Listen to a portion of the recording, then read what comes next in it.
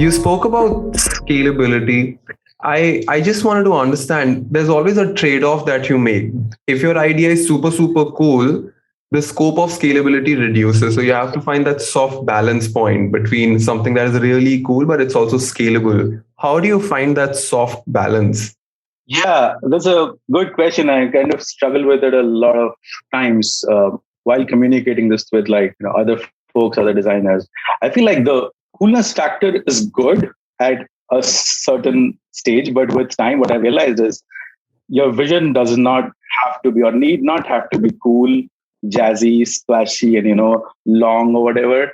The one objective that I associate with any design artifact or a document or even like complete framework is clarity, right? Like if you are able to clearly articulate what you're about to do, what you want to do, or what this can do, or the team wants to do, everything with clarity, that is the best thing that can happen in a day-to-day design role, right? I mean, that is where people should thrive for, according to me. Like simplicity and clarity, these are the two things you can talk about.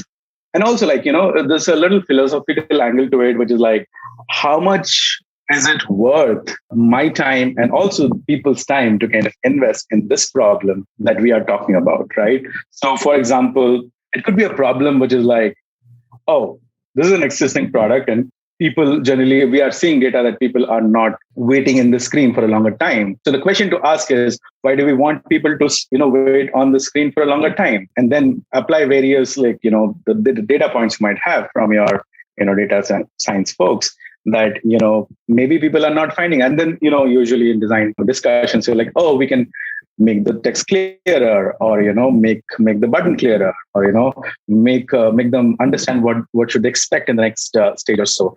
So there are like multiple things to do, but just to kind of from an understanding point of view, what really it boils down to is this screen is a part of a bigger game. It's not this one screen, right? Like we kind of start focusing into one thing that is like, oh, I want to make this cool, but does that align with the bigger philosophy of the product? Where does it plug into, right? Because we are all in the day-to-day life, we're creating these atoms in a molecule and the molecules in the organism, right? Like, so we need to kind of understand the properties of the organism in order to design the molecules and also the atoms, right?